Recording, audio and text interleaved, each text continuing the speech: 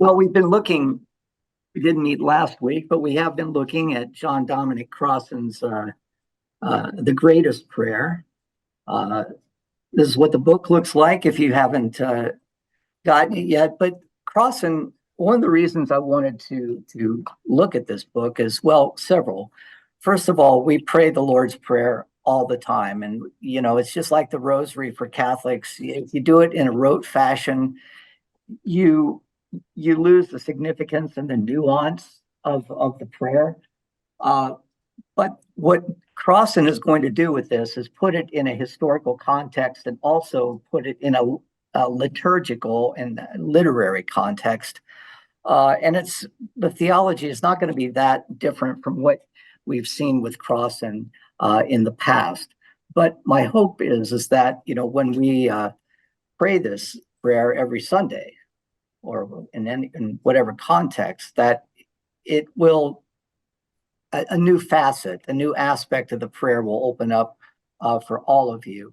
And Crossan makes the point that he believes that this is a revolutionary, a political manifesto that has its roots in the biblical tradition of Israel.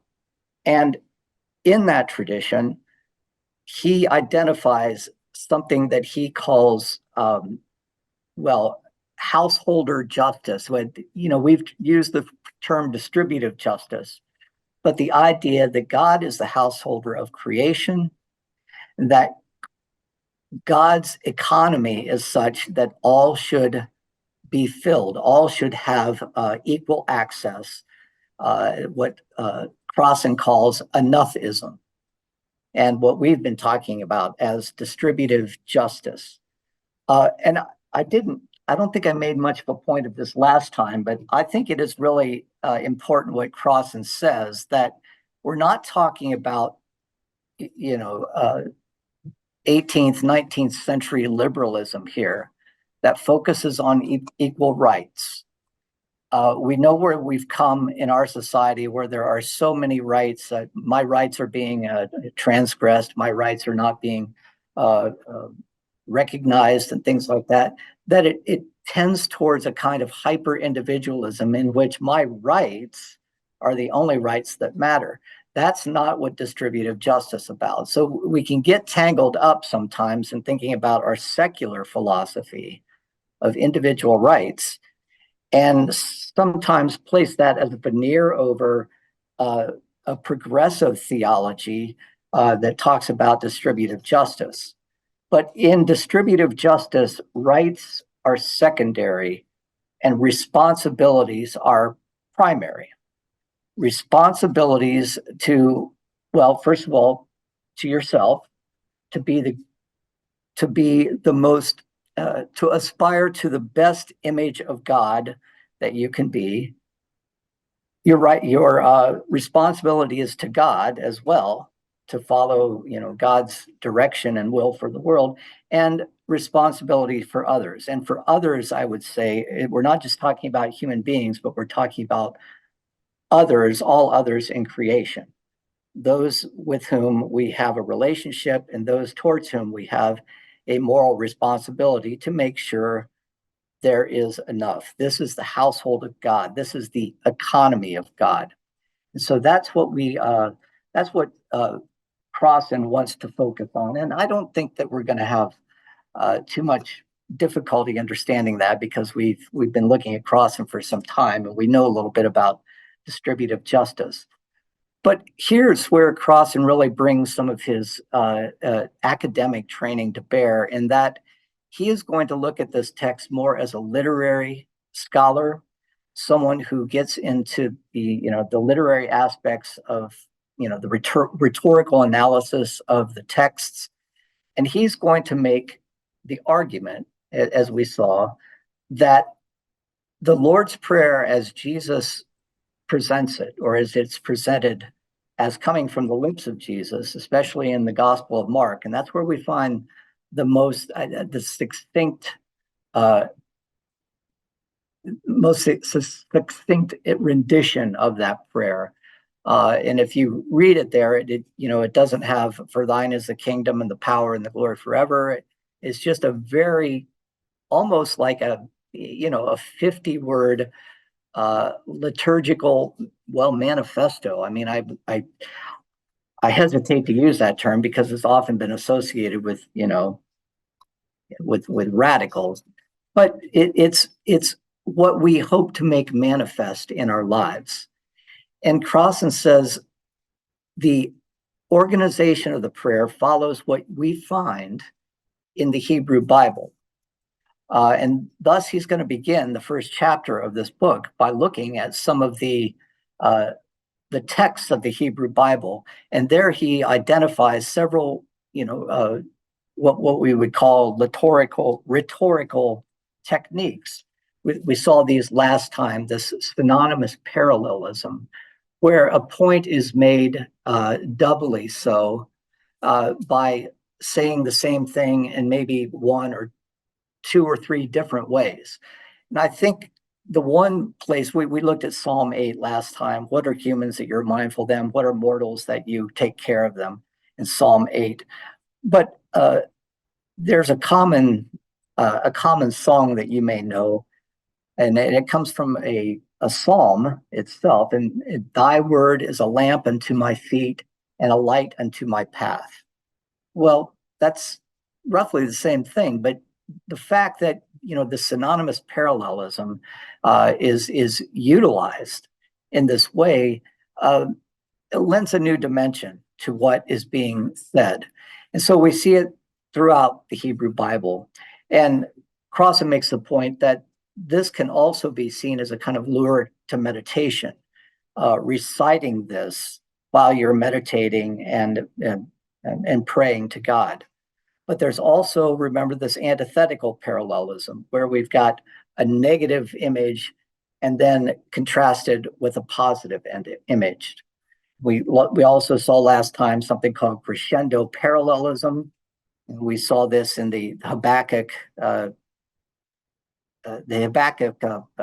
section, pericope, I guess. No, it's a Habakkuk verse that I've got listed here. Even though the fig trees have no blooms and there are no grapes on the vines, and even though the olive crop fails and the fields lie empty and barren, even though the floods die in the fields, the flocks die in the fields and the cattle barns are empty, I will rejoice in the Lord and I will be joyful in God who redeems me.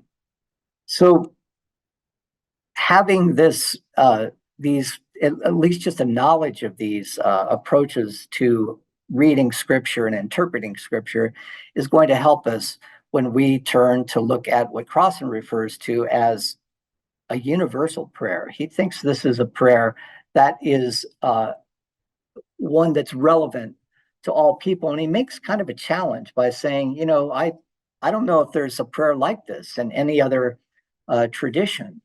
But it's not a prayer for Jews alone. It's not a prayer for Christians alone, but it's a prayer for all humanity, for all people who are created in the image of God, and for all of creation, which is the delight of God.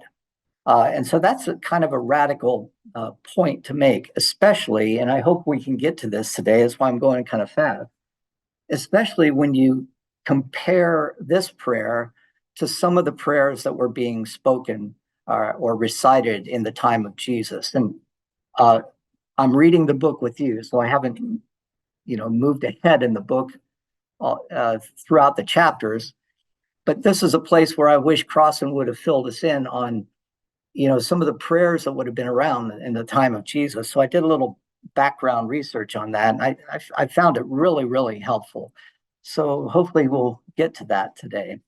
So that's where we were last time, and that's where we ended up. And we're going to look at the types of prayers that we find in the Hebrew Bible, and they fall into two categories according to Crossan. But before I get into move into that direction, are there any comments or insights that people, or questions that people would like to ask or offer?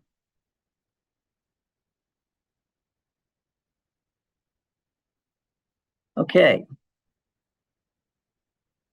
Well,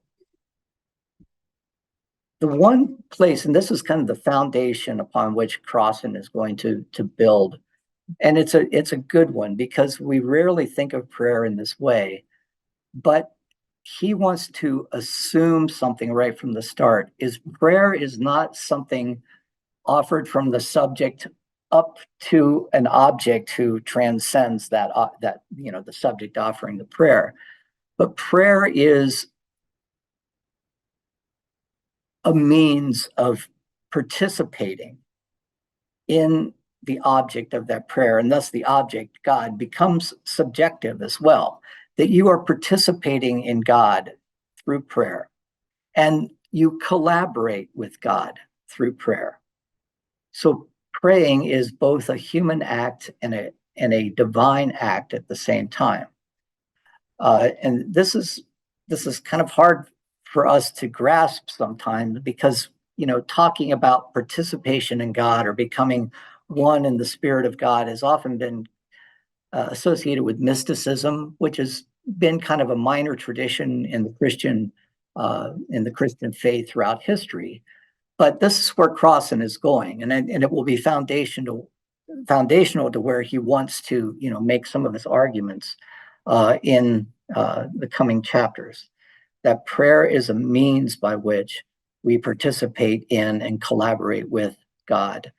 And he looks at some of the prayers that, if I were to ask you, where do we find the greatest prayers? And, in the Old Testament or in the Hebrew Bible, I think all of you would probably say, well, look at the Psalms, the Psalms of David. They follow a kind of pattern that is typical of what we know about prayer, right? If you look at the Psalms, especially the Psalms of David, and here I will say just briefly that, traditionally it's been understood that David wrote all of the Psalms. That is a tradition. The Psalms actually demonstrate various concerns and aspects of historical context from about the 9th century all the way to about the 4th century BCE. So Psalms were being written, and these are prayer songs that are offered up to God, and they reflect the concerns of the people who wrote them. There are some Psalms that are relatively late in the Hebrew tradition. They're called wisdom Psalms. Psalm 19 is one of them, where you look at creation, and Psalm 8 that we just looked at, that's another wisdom psalm. But many of the Psalms are prayers to God, and they are pleas to God for certain requests, and they usually follow a particular pattern. The request made up to God, and then gratitude for that request in some way. So there's a rhythm, says Crossan, in the biblical Psalms: a request followed by gratitude, a petition followed by thanksgiving for whether or not that petition has been granted or not, but nevertheless thanksgiving for being able to petition God in such a way. And sometimes these psalms are basic complaints. My God, why have you forsaken me? We think that's the line from Jesus on the cross, or one of them, but that's actually Jesus quoting a psalm. And many times you can imagine David feeling abandoned, being chased by Saul throughout the Judean wilderness when he was kind of on the lam. My God, why have you forsaken me? These complaints, but nevertheless this turn in the psalm towards praise for being able to come before God in this way. So there's exaltation of God, and there's also plea to God for God to recognize the plight of those whom he has created. And Crossan wants to make this point that even though we don't normally think of it this way, these Psalms are actually pleas to do just what Crossan thinks prayer should be: to participate in the life of God, to collaborate with God. And I've pointed out in other places that this is so entirely unique to the Hebrew tradition. The fact that God gives Abram a new name, the fact that, God chooses a human being to become a great people, that kind of collaboration is the start of the whole Hebrew tradition, right? And it's that continued collaboration that prayer offered up to God is supposed to merit. In the ancient Near East at this time, the gods had their own world, right? They were up in the sky, they were wherever in the heavenly realm. And the only time that they were ever even approached by human beings when there was such a request, like, hey, we need some rain down here. Right? But this idea of a personal type relationship where there's a collaboration, not there. The idea that somehow those gods, let's say the Canaanite gods, could love, those who that God created, very, very unusual. So, and it's we don't get the profundity of it quite as much as we would had we been living in the first millennium of this era, when these prayers were being offered up. These were utterly unique in their context, and so and they've lasted. They've persisted right up to the present. And Crossan he has the ability not only to read Greek, he's a New Testament scholar, but also to read Hebrew. And some of his previous books prior to this really focus on some of the meter and the tone of and the metaphors that are used. And he's going to talk a little bit about metaphor in our book. So he knows of which he speaks here. And he says, this is great stuff, but it's not the only way to pray. So I would stop right here, and you can either respond, verbally, or think about it yourself. If somebody were to ask you, tell me what prayer is, how would you respond?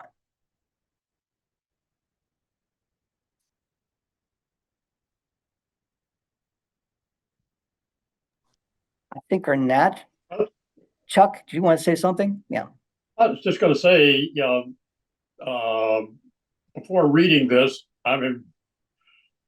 don't know how I would have responded, but I certainly would think about responding differently to that question now than I did prior to this participatory notion. Yeah. Somehow it makes it, to me, seem prayer much more real. Right. Than begging God to have my Kansas City Chiefs win on 2 weeks, whatever. It just changes the whole sense of God is with me, God is with you, God is all around, and right. I like it. Yeah. I think for me that I, like you, Chuck, I've always had kind of a difficult relationship with prayer, because until I was introduced to the mystical tradition, where prayer becomes meditation and seeking a kind of oneness, or at least a sympathy or harmony with the will of God, whose spirit pervades the world itself. But I always thought prayer was, asking God for stuff that never was granted. Oh, and I'm thinking to myself, how would I feel if I were God? And the only time people come to me is when they want something, right? I mean, you hate that as a human being, right? Oh, here comes so and so, he must want something. I don't see him unless he wants something. And I think this transactional aspect of prayer is what we're most used to. In fact, we make requests and petitions, and oftentimes we forget about, the gratitude and the thanks and the praise that come with that. Because we're self-centered human beings, right? We can't get over this idea that the world was not created for our purpose. It's just part of who we are, from day one. Um, but there's something more here that allows us to move forward and to actually what's the right way to say it, to actually participate in a very tangible way in the work of God in such a way that it becomes prayer with feet. Let's call it prayer with feet, prayer on the move, active prayer. And this is the point that Crossan wants to make by saying, there's an aspect of the Hebrew Bible that often gets overlooked. And I've said this many times, that when we read the Hebrew Bible, there's this whole area that I call the flyover district, the flyover realm. When people fly from New York to LA, usually the Great Plains, or let's just say Chicago to LA, this uninteresting, irrelevant aspect of our country. So we usually read the first book of Genesis, and we know the stories about Abraham, and then we just kind of leap all the way forward, and we start in with the New Testament. But there's this whole flyover district called the prophets, right? And the prophets were dealing precisely with this question of how stultifying, how inadequate prayer can become, especially when that prayer becomes allied with the structure and the political infrastructure of the nation itself. And we know, and by the way, if you are going to sit in on my How Israel Was Built class on Sunday morning, February 18, I'm going to start. This is going to be the place where I start. So if you're in that class, you may hear this again, but it's so important because what the prophets were doing, when I say the prophets, let's say in the 9th century, there were two main prophets, Elijah and Elisha, and they were responding to what they saw as excesses in Judah in the south or Israel in the north. And these excesses came as part and parcel of creating a political infrastructure that included a temple, that included a king, that included a standing army, and all of this to the point where all prayers, every aspect of your religious life was serving the state. Hard to believe, right? Let me say that again.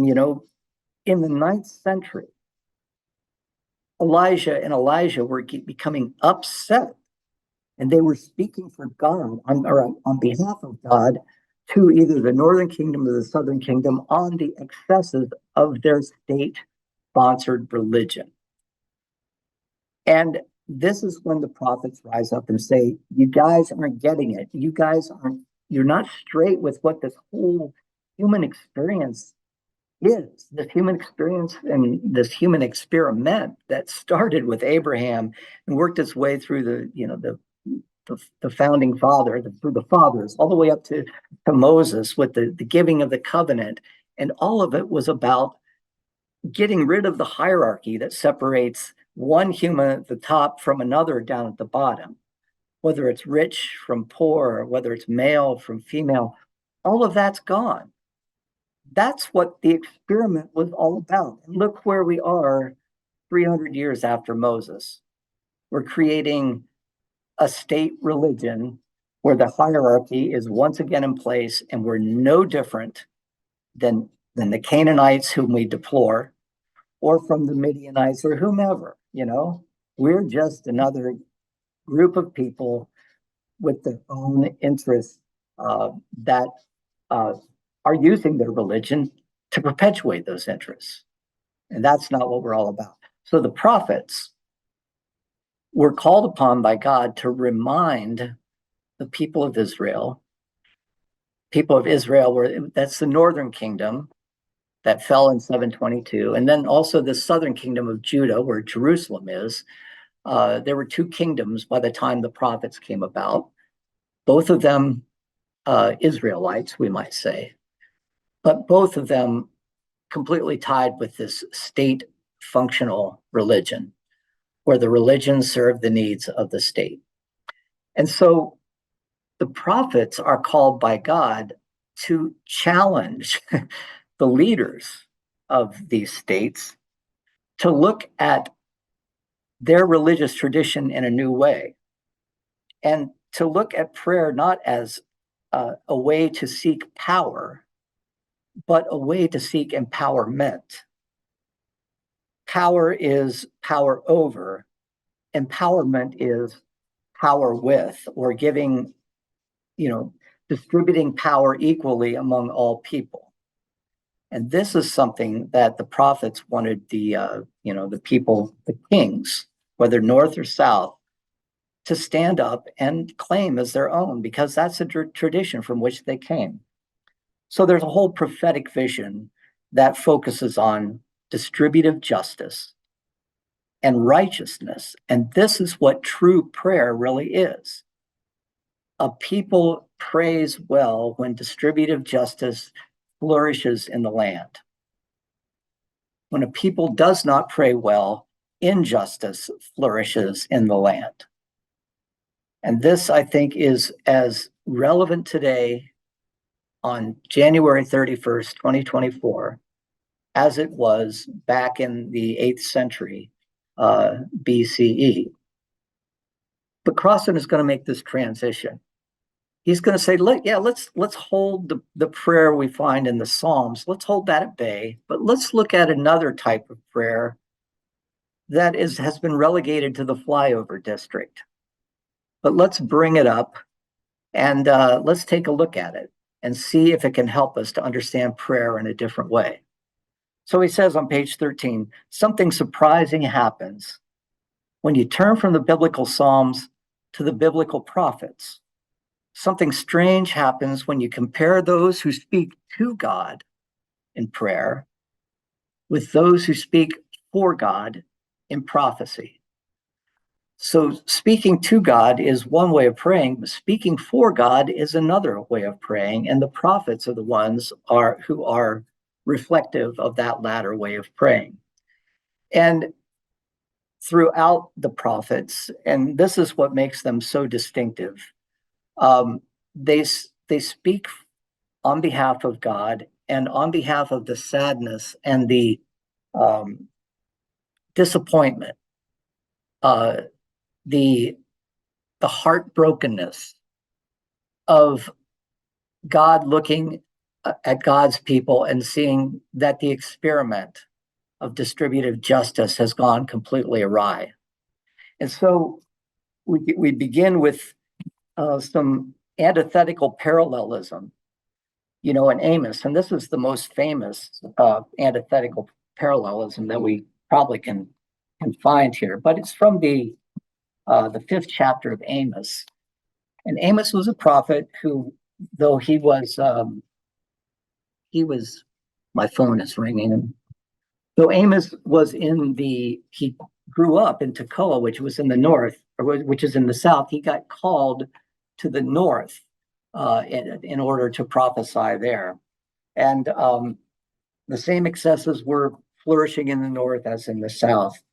And like the other prophets who were going to, come after him, he saw this clear distinction between praying to God and praying for God, and what it means when we forget about the praying for God. We lose track of our commitment to distributive justice. And so he speaks in hyperbolic terms. It's hard to imagine a God who is a God of love saying that this God hates something, but it's just an expression of the bewilderment and the sadness that God feels on behalf of Amos here, or speaking on behalf of God, that is, when God looks at the lack of distributive justice in the land.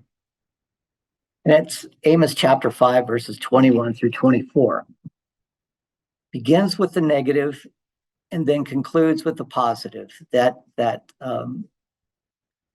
What were we calling contradictory parallelism? Now I can't remember. I'm losing my place here. Antithetical parallelism. Sorry. Amos says, on behalf of God, I despise your festivals. I take no delight in your solemn assemblies. Even though you offer to me your burnt offerings and grain offerings, I will not accept them. And the offerings of well-being of your fatted animals, I will not look upon them. Take away from me the noise of your songs. I will not listen to the melody of your harps. There's the negative aspect. What was happening is that the people were getting caught up in this ceremonialism of ritual worship, the pomp and circumstance, the extravagance of it all in a temple scenario. God said, that's not true worship. That's not what I want. I despise your festivals, but in verse 24, but let justice roll down like waters and righteousness like an ever-flowing stream. That's what happens when a people truly praise. We see this very similarly in the book of Hosea as well, where it's just very, very simply, Hosea could almost have plagiarized Amos here, right? I desire steadfast love and not sacrifice, the knowledge of God rather than burnt offerings. Here, the antithetical parallelism is positive than negative. I desire steadfast love, not sacrifice. I desire the knowledge of God rather than burnt offerings. It becomes very easy to go through the motions, to substitute one for the other. Well, let's go to church, let's pray the rosary or whatever. You know how that becomes. Prayer can become very rote. And I will offer here just my own take on that. Prayer becomes very rote unless it's prayer on the move, unless it's prayer with feet. And I think this is something that Crossan would agree with. Another place that we see this antithetical parallelism, and this is true in the prophets, a later prophet. This prophet was writing after the Babylonian captivity. Isaiah, you might remember that Isaiah was really a prophetic tradition that spanned about 250 years of Israel's history. And this Isaiah, originally a priest in the temple, is returning with his people from the Babylonian captivity to the land of Israel, to Jerusalem, where the temple has been destroyed, and there's just a lot of despair and lack of hope that the temple will ever be rebuilt again. But then Isaiah says, I think your values are being misplaced. All of this religious ritual, that's not what God requires. Is such a fast that I choose a day to humble oneself? Is this what I want? Is it to bow down the head like a bulrush and to lie in sackcloth and ash? Will you call this a fast, a day acceptable to the Lord? All of that stuff, all of that showy stuff. Then Isaiah turns around and very positively says, this is the fast that God chooses. Is not this the fast that I choose? To loose the bonds of injustice, to undo the thongs of the yoke, to let the oppressed go free, and to break every yoke. Is it not to share your bread with the hungry and bring the homeless poor into your house? When you see the naked, to cover them? Is it not to hide yourself from your own kin? Is it not hiding yourself from your own kin? In other words, this is more acceptable prayer. Now, does it eliminate praying to God? No, it doesn't. But when one of these is eliminated over the other, it becomes it becomes short of the ideal that God wants. But the place where Israel throughout its history, and I would say today, would usually fall short is in the pomp and circumstance of praying to God, of making sure that the ritual and the ceremony was done just the right way, and then all the sacrifices were made, but then injustice flourishes in the land. And so Crossan says both of these things have to come together. And so I'll read this from page 20. This, he says, is the seminal question. Why does the prophetic God insist on the negative and positive dynamic? Why insist that God does not want prayer, ritual worship, and sacrifice, but rather God wants distributive justice? In my Crossan's understanding, meditation and action, or ritual prayer and distributive justice, can be distinguished, but they cannot be separated. They can be distinguished, but not separated. They're like two sides of a coin that exist only as a unity. On a coin, you can certainly distinguish heads from tails, but you cannot separate them and still have a coin. So since God is a God of justice, you cannot pray to such a God in a state of injustice. That's powerful there. And this is what the prophets saw throughout Israel's history. Our God is a God of justice, yet you pray to him in your, fancy ways, in your extravagant ways, in a state of injustice. And Amos and Hosea and Jeremiah and Isaiah saw this so clearly. Add the other side of the coin, because apart from that, your currency means nothing. Those coins have to have two sides to them. Are there any comments about that? Questions? Dan? Yeah. Just to back up a little bit, when you were talking about a prayer with feet, think Selma, and John Lewis and his cohorts. Yeah. And John Lewis's statement over and over again, when you pray, move your feet. And Yeah. you think that image of Selma and what was going on there in terms of justice and redistributive justice, Right. or distributive justice, excuse me. It's such a powerful image. Very much so. And you might imagine that, well, you know why that, when you go to the Civil Rights Museum, no, I think it's actually the Martin Luther King Jr. Center. There is a water fountain or a falls, a monument outside, and it has that Amos passage on it. Let justice roll down like waters, and righteousness like a mighty stream. The civil rights movement. Now, even though they were focusing on rights, it wasn't that. It was more of a householding kind of thing, where they're looking at the rights of a people. We've gone, as I say, in such an extreme direction that now we look at just individual rights, but they were drawing on the prophets in the 1960s and really putting it in the face of white Christians in the very same way the prophets did in the 8th, 7th, 6th, and 5th century. Put your money where your mouth is. You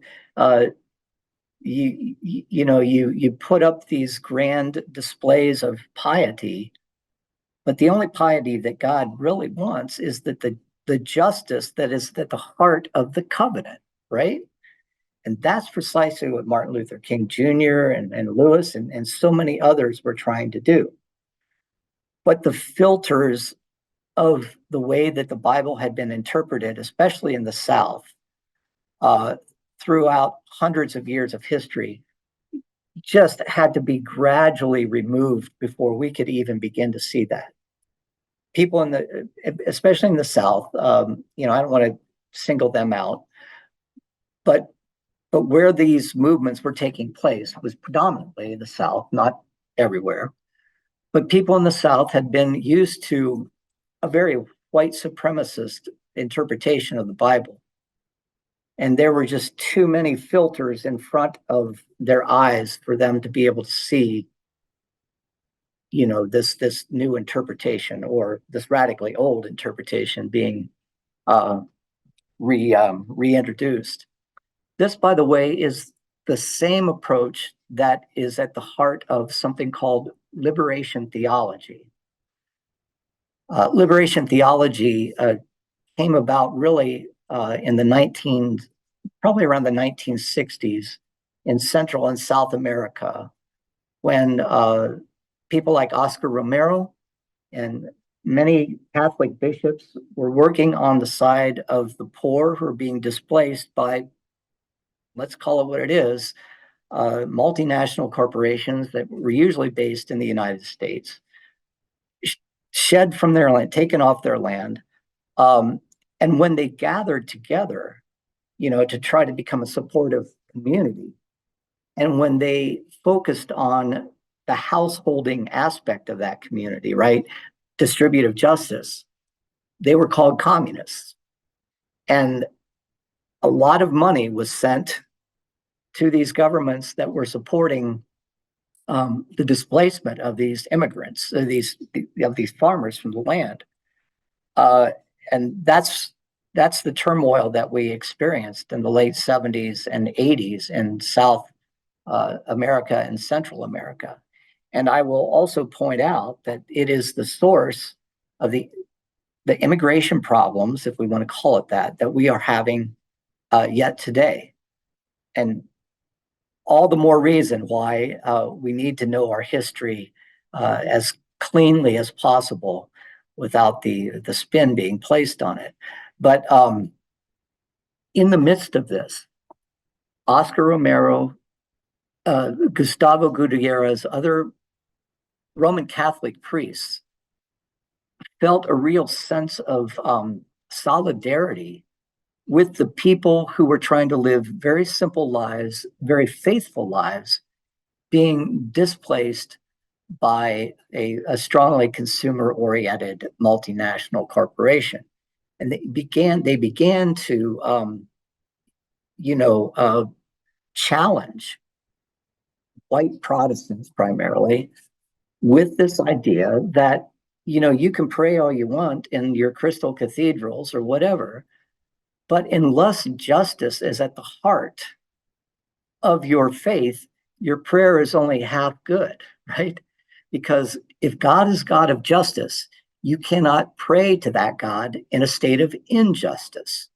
And if you're supporting the injustice that's happening in South and Central America, then you are doing precisely what the kings and the aristocrats of Israel and Judah were doing, you know, 2,500 years prior to this.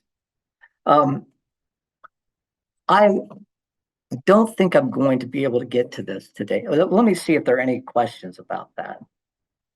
Denny, do you want to add anything about the South American, about my analysis there? Because I know you were probably very focused on this at that time. No, that was spot on. And it was a reflection in many ways of the era, you know, of the 60s, 70s, you know, that, you know, anti-communism was a cliche that was so deeply embedded. And now, unfortunately, it's being resurrected again in the Senate hearings today. You know, it's McCarthy all over again. Yeah. Yeah. Yeah. I remember at the time, and I was in college in the 80s, and then took a little break before seminary, 3 years. But in the midst of that, I did a lot of reading and had an opportunity to visit Chiapas, Mexico.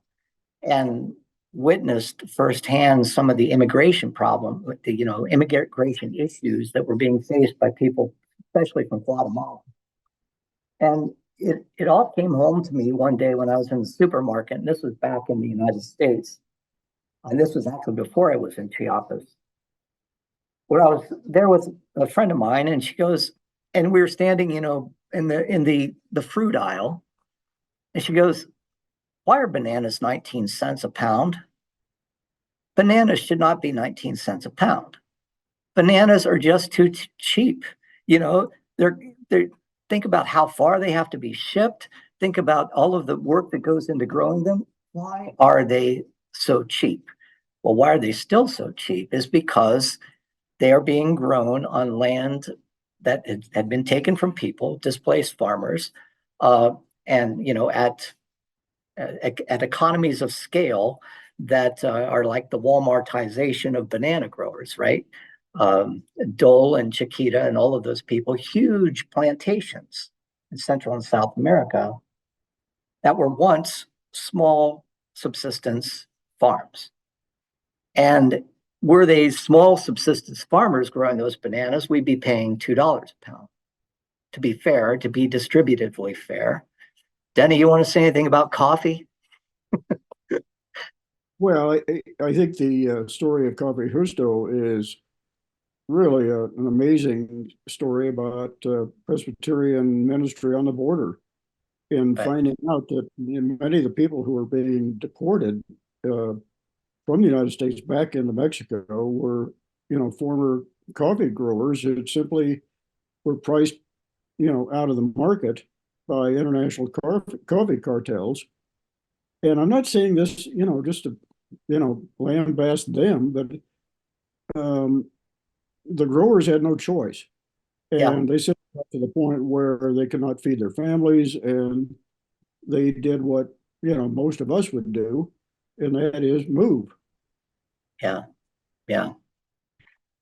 So we've figured out ways. I mean, there are ways that, there's fair trade coffee, but that's also fraught with some problems as well. But I'll make a plug for your Cafe Justo. Cafe Justo it's very good. And it also, the money goes directly to the producers and to the roasters of that coffee. So anyway, I'm getting a, go ahead. Dan, Yeah, I was going to mention in 2001, there were a group of us who went to Eagle Pass, and that's been in the news in the last few days. Right. Piedras Negras is on the other side of that. right. And one of the newest members of the group there from Mexico had come up from Tabasco, and he had just gotten his first Bible, and he was telling us how grateful he was to hear what he was hearing from the other folks like Susie Frericks, that's who we were down visiting, Right. About what the Presbyterian mission was doing there.